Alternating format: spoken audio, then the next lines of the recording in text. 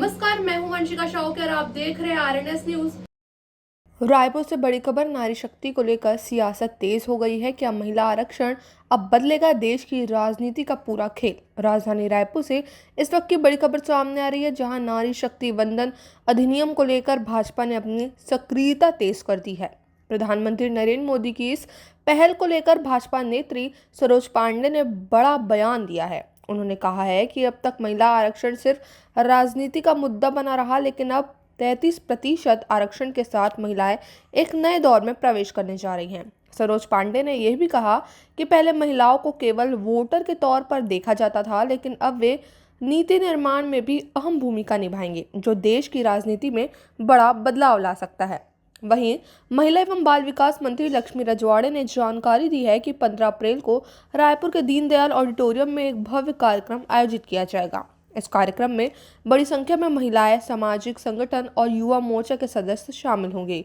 इतना ही नहीं, नारी शक्ति पदयात्रा निकाली जाएगी और बाइक स्कूटी रैली के जरिए सशक्ति प्रदर्शन भी किया जाएगा। साथ ही कई सामाजिक और महिला हस्तियां भी इस कार्यक्रम का हिस्सा बनेंगी। भाजपा का कहना है कि नारी सशक्ति अभियान के जरिए महिलाओं को सशक्त बनाया जाएगा और उनकी भागीदारी राजनीति में और मजबूत होगी। अब बड़ा सवाल ये है, क्या ये कदम वाकई भारतीय राजनीति की तस्वीर बदलेगा? जैसा कि आपको विदित है कि आज हम सब मंचासीन समस्त बहनें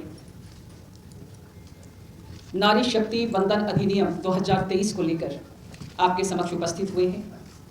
नारी शक्ति वंदन अधिनियम 2023 भारत के लोकतंत्र में एक क्रांतिकारी कदम है और इस क्रांतिकारी कदम को उठाने का साहस जिन्होंने किया वो हमारे देश के प्रधानमंत्री नरेंद्र मोदी जी हैं। बहुत से दल इसके पहले भी आए, तो कभी किसी ने एक सदन में पारित किया तो दूसरे सदन में उसको रखने की हिम्मत नहीं जुटा पाए। महिलाओं को केवल वोटर के तौर पर तमाम राजनीतिक दलों ने देखा, लेकिन उनको उनका अधिकार मिले, देश की आधी आबादी को उनका अधिकार मिले। अगर ये कार्य किसी ने किया है तो हमारे देश के प्रधानमंत्री नरेंद्र मोदी जी ने किया है। उन्होंने कहा कि सबका विकास और सबके विकास में उन्होंने महिलाओं को भी जोड़ा। इसलिए सबसे पहले शुरुआत हुई बेटी बचाओ बेटी पढ़ाओ से। एक समय वो था कि अगर घर में बिटियां पैदा हो जाए तो लोग उसको अभिशाप मानते थे। बेटी पैदा हुई तो उस माँ को भी सम्मान की नज़र से नहीं देखा जाता था, और बिटिया अगर पैदा हुई तो वो परिवार इस उधेड़-बुन में लगा रहता था कि हम कैसे आगे उस बच्ची को पार लगाएंगे। देश के प्रधानमंत्री जी ने कहा कि बेटी को बचाना है, और बेटी को बचाने की शुरुआत उन्होंने इसलिए की कि जब लगातार जनसंख्या का अनुपात बिगड़ने लगा, बेटियां की संख्या घटने लगी, तो देश में एक ऐसी व्यवस्था पैदा हो जाती जहां पर बेटी कम हो जाती, बेटे ज़्यादा हो रहे थे, तो लोगों को न बहू मिलती न बेटी मिल रही थी। प्रधानमंत्री जी ने वो शुरुआत करी और मुझे ये बताते हुए बहुत खुशी है कि उसका इतना सकारात्मक परिणाम आया है कि उस सकारात्मक परिणाम के तहत आज बेटियां ज़्यादा है। बेटी बचाओ बेटी पढ़ाओ अभियान बेहद सफल रहा। देश के प्रधानमंत्री जी ने वहाँ से शुरुआत करी और आज लोकतंत्र के इतिहास में महिलाओं को विधानसभा में और लोकसभा में 33% का आरक्षण दिया जाएगा। जब चुनाव के मैदान में बहनें उतरती हैं तो चुनाव बहुत कठिन होता है, बहुत सारे दांव पेच लड़ने होते हैं। महिलाएं मन से कोमल होती हैं, बहुत संवेदनशील भी होती हैं। कई बार उस चुनावी दांव पेच को तमाम योग्यता रखने के बाद भी चुनाव नहीं जीत पाती है। ऐसी परिस्थितियों में महिलाओं को 33% का आरक्षण देकर देश के प्रधानमंत्री जी ने हमारे नारीत्व का जो सम्मान किया है, हमारे मातृत्व का जो सम्मान किया है, हम उसके लिए पूरे देश भर की हजारों हजार बहनें हमारे प्रधानमंत्री जी को, नरेंद्र मोदी जी को बहुत साधुवाद देते हैं कि उन्होंने इतनी ताकत के साथ भारत की संसद में इस अधिनियम को रखा। बंधुओं, जब इस अधिनियम को रखा गया तो बहुत सकारात्मक परिस्थितियां नहीं थी, लेकिन देश के प्रधानमंत्री जी ने सभी दलों से बात किया और 2029 में ये लागू हो जाए, इस पर केवल राजनीति नहीं हो।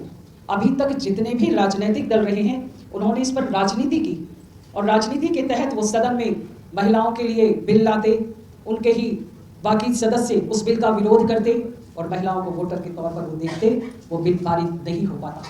देश के प्रधानमंत्री जी ने कहा कि अगर हमने कहा है कि ये 2029 में लागू हो तो उसको उन्होंने लागू करने की कोशिश करी और अभी उसमें संशोधन आ रहा है आने वाले समय में विधानसभा और लोकसभा में उस संशोधन के साथ ये बिल पारित होगा और 33% आरक्षण के साथ एक ऐसे युग में हम प्रवेश करेंगे, क्योंकि महिलाएं, जैसा मैंने कहा, कि वो संवेदनशील भी होती हैं।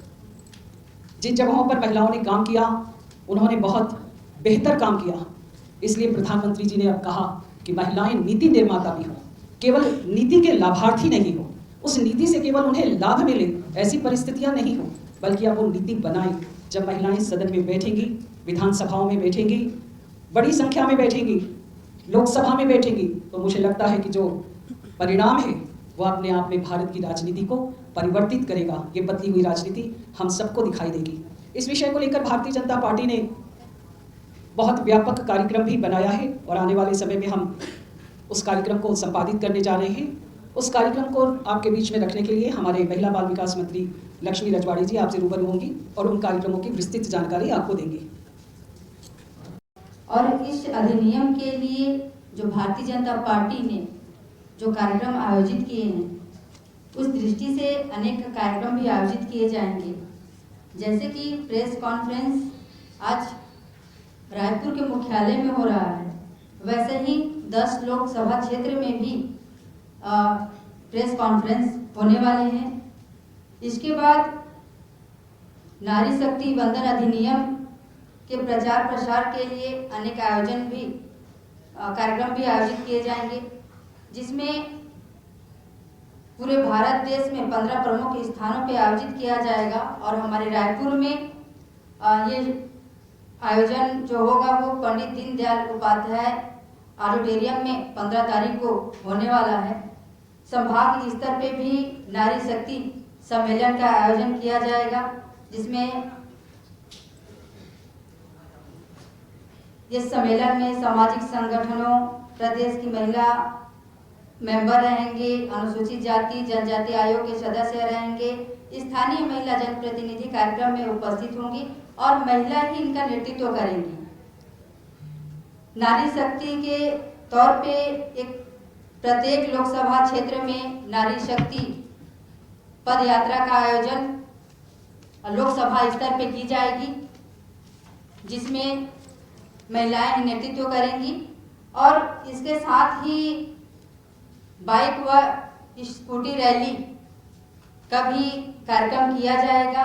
वो रायपुर में, बिलासपुर में, जगदलपुर में, ऐसे अनेक जगह किए जाएंगे, जिसमें सामाजिक एवं महिला सेलिब्रिटीज की भागीदारी होगी, स्थानीय जनप्रतिनिधियों की भागीदारी होगी, युवा मोर्चा की भी सहयोग होगा, महिला मोर्चा का भी सहयोग होगा एवं सामाजिक संस्थाएं जितने भी उनके माध्यम से स्कूटी और बाइक रैली भी निकाली जाएगी। आपकी क्या राय है कमेंट में ज़रूर बताएं। वीडियो को लाइक और शेयर करें और ऐसे ही अपडेट्स के लिए चैनल को सब्सक्राइब करना ना भूलें।